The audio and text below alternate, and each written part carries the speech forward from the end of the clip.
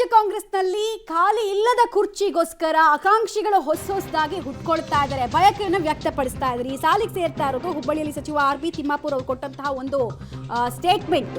ಭವಿಷ್ಯದಲ್ಲಿ ನಾನು ಯಾಕೆ ಸಿಎಂ ಆಗಬಾರ್ದು ಅಂತ ಅವರು ಪ್ರಶ್ನೆಯನ್ನು ಎತ್ತಿದ್ದಾರೆ. ಸದ್ಯ ಸಿದ್ದರಾಮಯ್ಯ ಅವರೇ 5 ವರ್ಷ ಸಿಎಂ.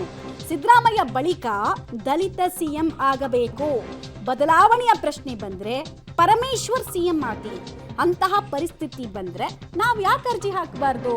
ನಮಗೂ ಕ್ರೈಟೀರಿಯಾದಲ್ಲಿ ನಾವು ಕೂಡ ಬರ್ತೀವಿ, ಸೊ ಅಪ್ಲಿಕೇಶನ್ ನಾವು ಹಾಕೊಳ್ತೀವಿ ಅನ್ನೋದನ್ನ ಅವ್ರು ಹೇಳ್ತಾ ಇದ್ದಾರೆ. ಹುಬ್ಬಳ್ಳಿಯಲ್ಲಿ ಸಚಿವ ಆರ್.ಬಿ. ತಿಮ್ಮಾಪುರ್ ಅವರು ಕೊಟ್ಟಂತಹ ಒಂದು ಸ್ಟೇಟ್ಮೆಂಟ್ ಡಿ.ಕೆ. ಶಿವಕುಮಾರ್ ಅವರಿಗೆ ಸುಲಭದ ತುತ್ತಾಗ್ಲಿಕ್ಕಿಲ್ಲ.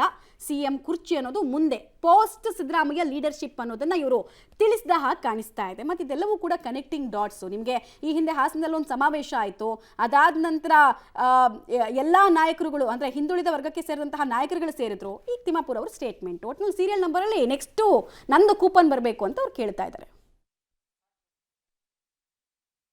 ಇಲ್ಲಿ ಯಾವುದೇ ಗೊಂದಲಗಳಿಲ್ಲ, ಮುಖ್ಯಮಂತ್ರಿಗಳ ಬದಲಾವಣೆ ಚರ್ಚೆ ಇಲ್ಲ.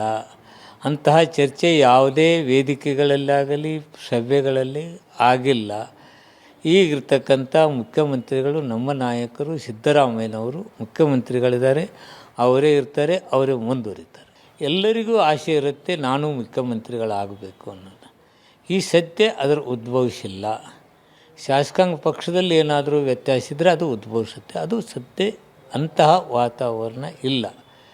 ಅವಕಾಶ ಸಿಕ್ಕಾಗ ದಲಿತ ಸಿ ಎಮ್ರು ಆಗಬೇಕು, ಅದೊಂದು ಬೇಡಿಕೆ ಅಂತಲ್ಲ.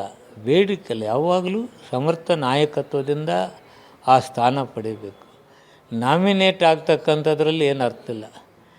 ಅಂಥ ಅವಕಾಶಗಳು ಸಿಕ್ಕಾಗ ನನ್ನ ಬೆಂಬಲನೂ ಇದೆ, ದಲಿತರು ಒಬ್ಬರು ಮುಖ್ಯಮಂತ್ರಿ ಆಗಲಿ.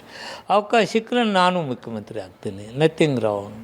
ಅವಕಾಶ ಸಿಕ್ತಂದರೆ ಶಾಸಕಾಂಗದ ಪಕ್ಷದ ನಾಯಕನಾಗಿ ಹೈಕಮಾಂಡ್ ಅವರ ಒಲವನ್ನು ಒಪ್ಪಿಸಿ ನಾನು ಮುಖ್ಯಮಂತ್ರಿ ಆಗ್ಬೋದು, ಏನು ತಪ್ಪಿಲ್ಲ.